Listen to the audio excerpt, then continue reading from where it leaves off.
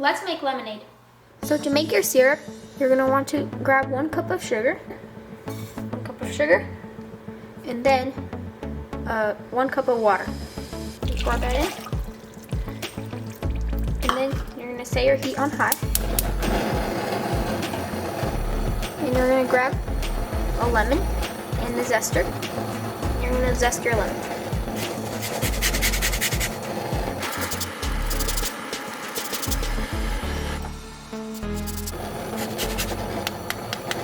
Once you added your lemon zest, you're just gonna let that until the mixture bubbles. So once your mixture is bubbling, as you can see here, then that's ready to take off the heat, and you're just gonna let that cool down. So to make your lemonade, you're gonna grab a pitcher here. I have a pitcher. I'm gonna grab my syrup. I'm gonna pour it into the pitcher.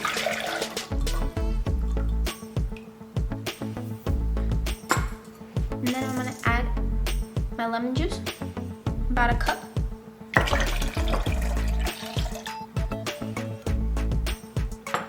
And then I'm gonna grab some ice, about a cup, and then 2 cups of water.